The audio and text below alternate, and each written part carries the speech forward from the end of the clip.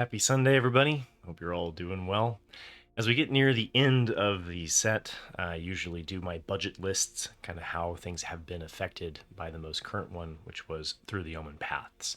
So, in Through the Omenpaths, the biggest tool that we got that is a really big boon to this archetype is Wonderweave Aerialist. And what I realized as I was kind of updating my white blue auras list, my budget list, was that a lot of the cards outside of the Inquisitive Glimmer are in just white. And so that allows us to get rid of the abandoned campground and have, because one of the downsides with the budget space is that your tap lands kind of create these worse problems for tempo, right? So your mana base was always a little bit subpar when you were dealing with only commons and uncommons. And so being able to ditch that and go entirely into white really helps the consistency of this deck. And Wonderweave Aerialist, it really gives you that vibe of Celestia or Green White before, where the ward allows you to more easily target it with Sheltered by Ghosts and not get 2-for-1 by red removal or black removal. And so the core of the deck really is Optimistic Scavenger, the Sheltered by Ghosts, the Wonderweave Aerialist, and Ethereal Armor. So Ethereal Armor is what allows that on top of the Optimistic Scavenger for something to Voltron out of control. So if you're up against like mono red, if you can get something past that toughness of 5, you get outside of the Witchstalker's Frenzy or the Scorching Shot, and they basically have no way of dealing with that threat. And so I think where some people mess up with this strategy is they play out Optimistic Scavenger on turn 1 and it gets shot by a shock when they could have kept it in hand until they were more readily able to assemble a large creature or protect it with Shard Mage's Rescue. So the rest of the deck you can kind of tweak however you want.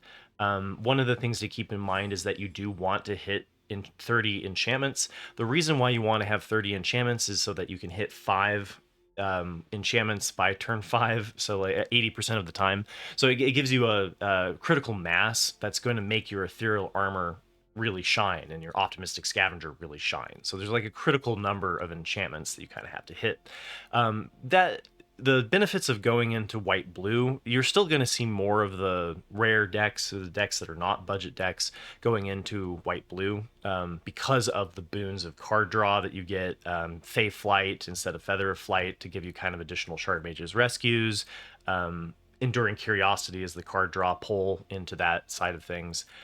Which, if you don't know what I'm talking about, I didn't do upgraded lists this time around. You can look back at the upgraded lists from Edge of Eternities in the previous budget list video. So, but anyway, so I've tested all of these. I've play tested all of these. These do take an incredible amount of time to theory craft, design, and then play test. So I do all of this to hopefully help people who are beginners who have a limited amount of wildcards. At the beginning of the game, they're pretty stingy with this, and it's a pretty it's a coveted resource to maintain a high level of rare and mythics, as you will soon find out if you haven't already. So this allows you to get daily challenges done, grind up a bigger amount of gold so that you can then buy more packs and play in the events and all that sort of fun stuff.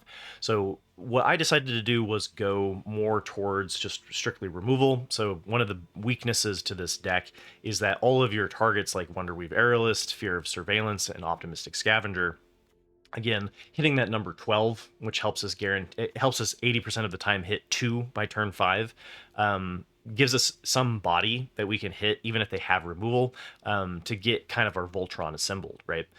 So then you also have way more than 12 removal, right? So you've got Seam Rip, you've got Sheltered by Ghosts, you've got Banishing Light, and you've got Trapped in the Screen. And so we have 14 removal. And this allows you to, like, Banishing Light and Trapped in the Screen is good for answering Pinnacle Starcage, which is a weakness to this deck, is that since these are all 2 or less that we're building our Voltron on, they can get wiped and exiled by the Pinnacle Starcage. So then Trapped in the Screen and Banishing Light are ways to get around that. Seam Rip is really nice for the mirror match when you're coming up with like against other people with Sheltered by Ghosts. Seam Rip allows you to then pay the ward, on turn 3, you can get rid of the enemies Sheltered by Ghosts. or whatever creature is enchanted by it. Or if it's on something like Wonderweave Aerialist and has multiple instances of ward, then you can target the Sheltered by Ghosts, right? And the mirror match really does come down to this card, right? And the deck is really built around how do we maximize Sheltered by Ghosts, and it's stronger on something that gets out of control, right? So this has been around in some form. I decided to add Surgical Suite. I think this one's pretty nice for being able to return something like Wonderweave Aerialist back to the board if they are able to wipe it. And then whenever you attack, put a +1/+1 counter on target attacking creature, helps along with the Optimistic Scavenger in the budget space make something get out of control, right? Get above that 5 toughness. So I hope this finds you well. This is a new one that I think has really been enabled for the mono white instead of having to bring in the blue. Let me know how it performs for you. Oh, and right before I go ahead, I'll also talk about like just my typical strategy, right? Like what I'm looking for. And I kind of mentioned this already, but Optimistic Scavenger, Sheltered by Ghosts, the Ethereal Armor, and the Wonderweave Aerialist are the cards that I'm looking for in my opening hand, and I think are the strongest cards in the deck. All right, and then I went back through and kind of play tested the budget decks that I built for Edge of Eternities, and there's been a couple of things that have shifted in the meta. So one of the things that's happened is that we are seeing less Izzet Prowess, or the Izzet Cauldron, Izzet Vivi, whatever you want to call it, in best of 1. So these decks were built for best of 1, not best of 3. And we're potentially going to see an Izzet Vivi ban anyway coming up here shortly in November. So I'm a little bit hesitant to do this because, doing budget lists right before a ban, maybe something like Sheltered by Ghosts gets banned. I doubt it, but do craft with care, even though, it depends on where you're usually you have enough commons and uncommons that it's okay. But anyway, so what I've done is I've gone through the lists, and like mono blue tempo isn't quite there, right? There's a little bit too much graveyard shenanigans going on to counter the reanimator strategies, and so we'll see some changes, mostly to the budget black deck that reflect there being less card draw in the meta, and then budget white Lifegain is still, I think, the best way to go about it is winning through the flyers. So you don't usually see this. You see more of like the Essence Channeler as a rare that kind of gives you 2 Johnny's Pridemate and then another one, right? And it hits at number 8, right? Which we've talked about again. If you want to hit 80% of the time by turn 5, it's nice to have 8. So this one has less of an ability to grow out of control compared to the Auras deck, and that actually makes Sheltered by Ghost perform a little bit worse in this archetype. But what I've decided to do is bring in Cat Collector. If you remember back in, like, I think it was in Tarkir, this has kind of come in and out of my budget list depending on how effective Go Wide is. And what you're trying to do is gum up the ground with all these little 1/1 cats and win with the flyers. And I removed some of the flyers to then bring in the Case of the Gateway Express. Case of the Gateway Express, giving creatures you control +1/+0 really helps the clock for your 2-powered flyers to be a little bit more relevant, right? So if you're hitting in with these little, 2/1 lifelinkers and they don't have any way to affect the air, you can just trade blows with your opponent and your opponent has no way of racing you. That's kind of how you get wins with this deck. I did drop the planes count. I had played around with the meta slowing down a little bit to bring up the number of lands. I have found that the, Rakdos is back, Mono Red is back, Boros Burn is consistently getting turn 4 wins. So you're kind of going back to where you can't dirtle as long, right? So I took out some of the planes. I also dropped the Banishing Light. You could bring in a little bit of removal. I found it to be a little bit of a Hail Mary, but technically there is 7 removal in this, and so you could bring in like 1 Banishing Light if you want to hit that benchmark of hitting at least 1 by turn 5. And then Cat Collector I already talked about, and then Helpful Hunter I brought in. And this one is along the lines of we have ways of gaining life off of the ETB, but also just drawing into your cards. The Inspiring Overseer and the Helpful Hunter both help if you're coming up against something like Mono Black that's just going to kill whatever you're playing. Gives you a little bit more card draw. It helps the weakness to this deck, which is getting answered 1 for 1. So this one's been tried and true. This is just my version of it, right? The core of the deck that I wouldn't touch, right, is the early enablers. So the Hinterland Sanctifier, Ajani's Pridemate for sure you're not going to touch. And these are the cards that I look for in my opening hand. Leonin Vanguard, because it gives you the life gain before you attack, is particularly nice. And then either Runelurker Bat or the Healer's Hawk are both really great enablers for the strategy too. So a lot of the top, the later end of the deck is where I tweaked things. Okay, budget black. I'll call this one talent. You could call it the rack, right? It's centered around attacking your opponent's hand and getting them hellbent, so that they're dealing with the top deck. And then if they're dealing with the top deck, Bandit's talent is dealing 2 damage to them every turn and giving you additional draws if your opponent has 1 or fewer cards in hand. And this is kind of what I was talking about with the natural answer to mono white life gain is to hit them with something like the mono black, where you're attacking your opponent's hand, you're answering everything 1 for 1, and that's where that card draw helps. So I hope that helps understand the theory. So this one, again, I tweaked the lands a little bit, deciding that we could get away with a lower land count. I dropped Feed the Swarm, which is a way to answer enchantments. Dropped 4 copies of Demon Wall, which is a 3/3 menace that for 5 and a black you can put counters on it. I didn't feel like it was really necessary to slow down like mono red. You could bring it in if you were finding that out. But when you drop the amount of lands in the deck, it makes it harder to hit 6 lands to then make Demon Wall into a threat that can attack. It does have some synergies with the Archenemy's Charm, the triple black card that we'll see in the upgraded lists.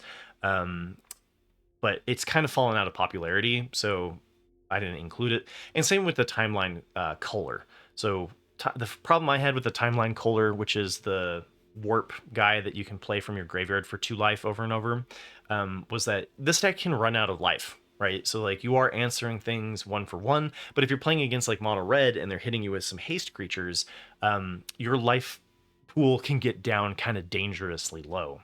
And because of that, I decided, the Kohler wasn't really working out for me.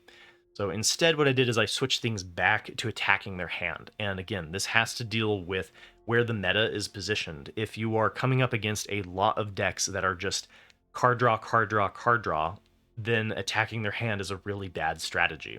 But if you're coming up against decks that are control decks that maybe don't have as much card draw or relying on something like Consult the Star Charts and that's it, then this will do better. It'll be worse against like Caretaker's Talent and that sort of thing, that they have a recurring draw engine.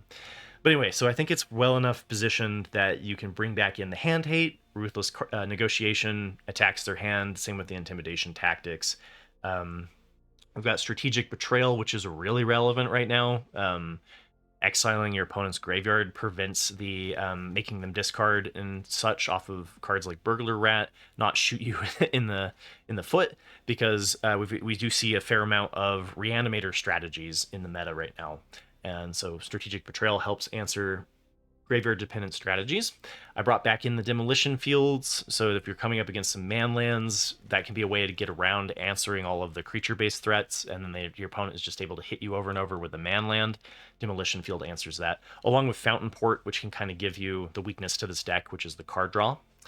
And then we've also, I'm just exploring a couple of other new cards like Burglar Rat we got in Foundations. This could be Virus Beetle. This could be any form of the 1 black card that makes your opponent discard a card. But just, again, a little bit of hand hate never hurts. Like I mentioned, I brought in the 3rd copy of the Intimidation Tactics. I've played around with bringing this all the way up to 4.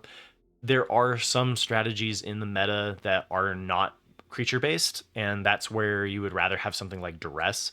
And so it can be a little bit of a whiff if you go for this and they don't have an artifact or a creature in hand. But there's enough Jeskai artifacts and things like that. You could probably get away with 4. So I liked 3. And I also brought in 1 Tragic Trajectory and just an additional one. I find this one's nice. The -2/-2, it's a way to kind of hate on your opponent's early threats.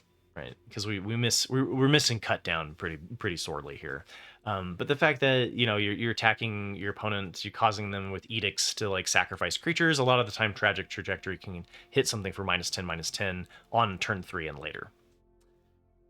And then also just the strategy for the opening hand to give you some pointers there, looking for intimidation tactics. And since it's something I like in my opening hand and it's worse later on in the game, that's kind of an argument for or against bringing this up to 4. Deep Cavern Bat is A plus. Being is simultaneously like affecting your opponent's hand while being able to get a lifelinker on the board. That helps kind of stabilize the life total if you are racing against something like Mono Red. Deep Cavern Bat is just an amazing card. And then Ruthless Negotiation, being able to do a 2-for-1 when you're like grinding later in the deck. You'll notice when you play this deck that this deck is really slow.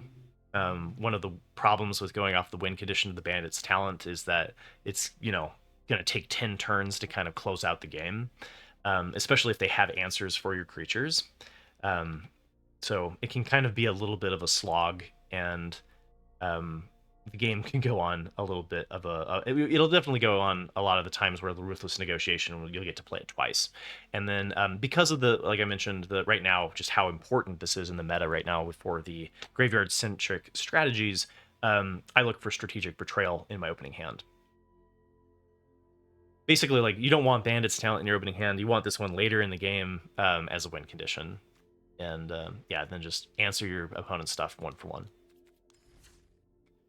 Okay, and then last but not least is the Mono Red Rite deck, right? And it's centered around Hidetsugu's second Rite as a budget way to kind of win the game, since a lot of the recurring creature-based damage for Mono Red is in rare or above.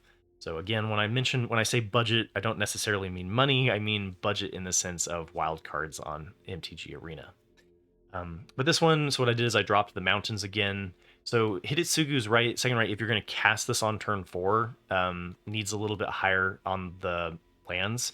But sometimes you're kind of stalling until you hit Hidetsugu's. So I haven't found that you necessarily need the higher amount of lands to consistently hit your turn 4.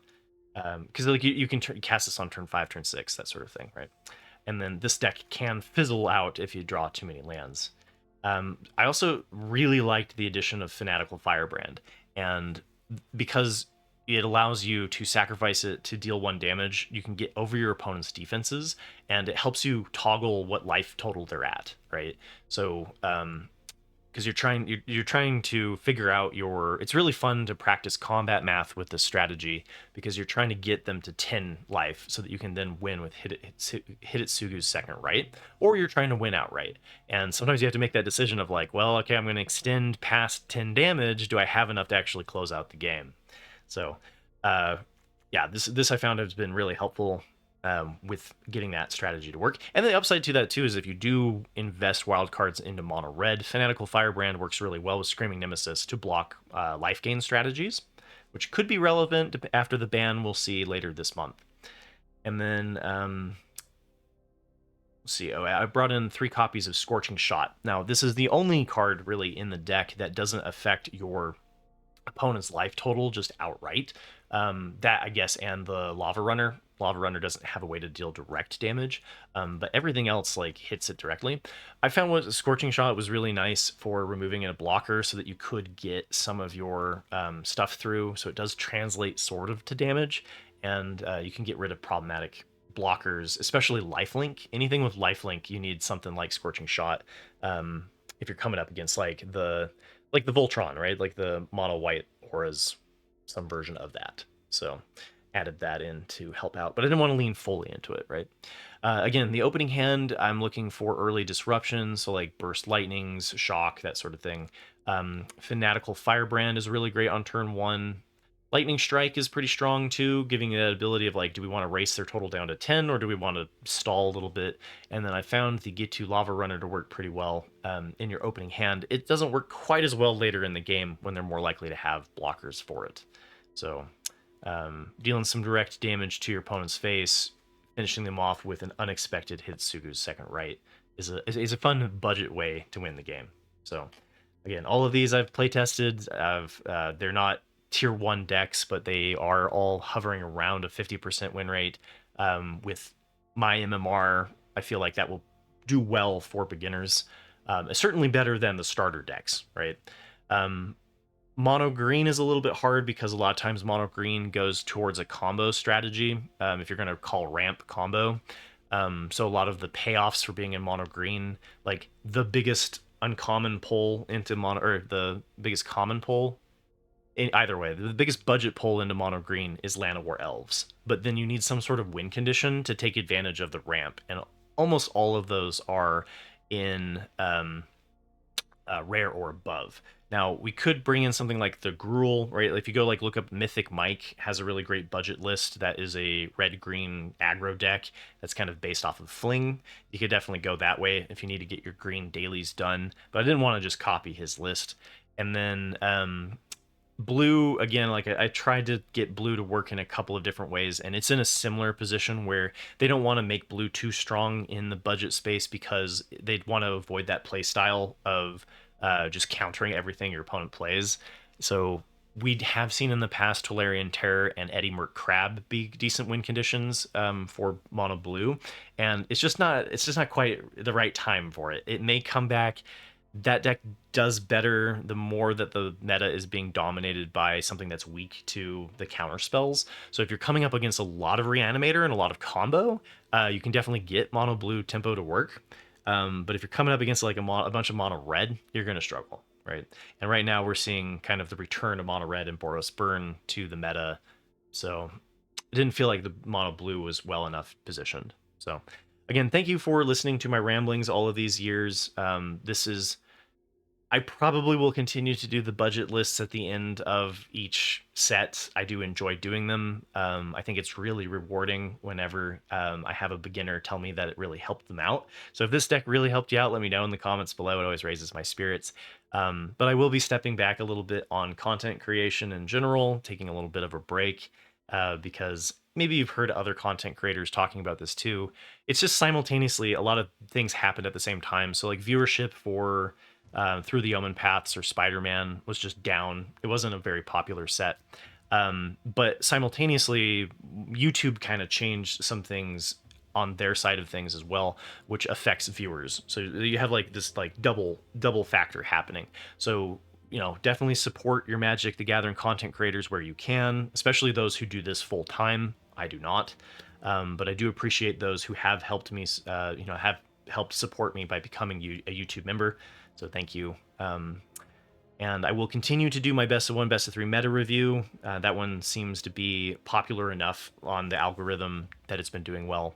But we're gonna not do the community deck techs. I'm not gonna do the meta breakers. Those are the 2 big ones that are gonna get hit. So, and then like I said, I'll still be doing my play. I'll still be doing my pre-release guide. That will be coming this Friday. And then we'll kind of gear up for the last Avatar. I am still part of the MTG early access, sponsored by Wizards of the Coast. So that's cool. And so I'll play around with some of the new cards, see how they'll affect standard. And then I probably will just like timing wise miss the early part of what's happening, which is unfortunate because the early part is always the most exciting, right?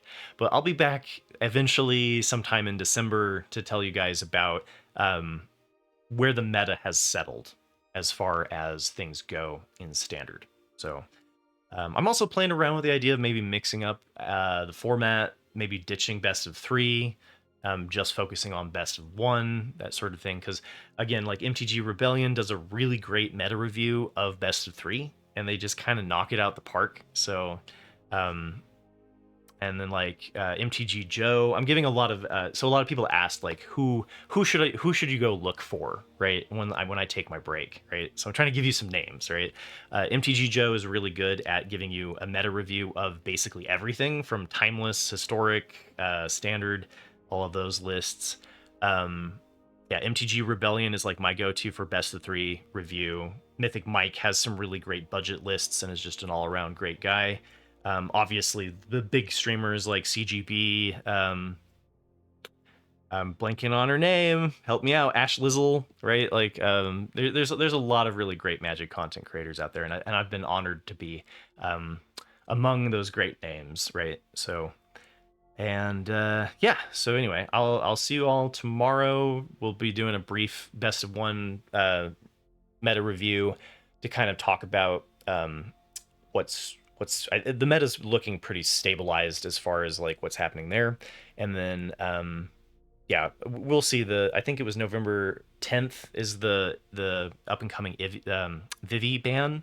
So next week there may be a little bit of kind of what's happening in the meta as well with the ban that's worth talking about. But that will probably affect best of three more than best of one. Um, since I'm rambling to you guys anyway, I'll just keep rambling. The last thing to consider, and let me know in the comments below, I do take your guys' feedback quite seriously.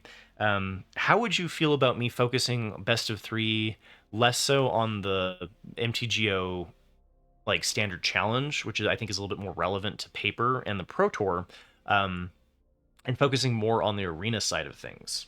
That's an option. Is that we could look at what has been performing well on the best of three ladder for arena. That would be different than talking about the tournaments that have been happening every week. So always looking to help you guys out. Again, I primarily focus on helping out beginners navigate the meta, avoid burning all of their wild cards on a cool looking CGB deck. um, because like they got to make a living, right? So like they're doing some like hype over there, and I've tried to avoid being, I avoid clickbait. I avoid trying to make something seem more spectacular than it is, as a way to kind of help beginners out, because it's so frustrating when you spend a bunch of your wild cards on a deck that doesn't really work, and then you kind of feel like you have to start over from scratch. So Discord will be going up if you want. Again, hit me up in Discord if you want to talk. This is the best way to get a hold of me directly. Love talking about Magic the Gathering, Commander, all sorts of stuff that isn't on this channel. You'll find the Discord is primarily focused on draft. So I'll also focus on you can go there if you want to do some co-op drafts and learn how to draft the sets. I post my draft guides there, that sort of thing. I also occasionally stream on Twitch, although that has become more of a weekly thing, if that, rather than daily. And yeah, this one's just it's a long sign off because it's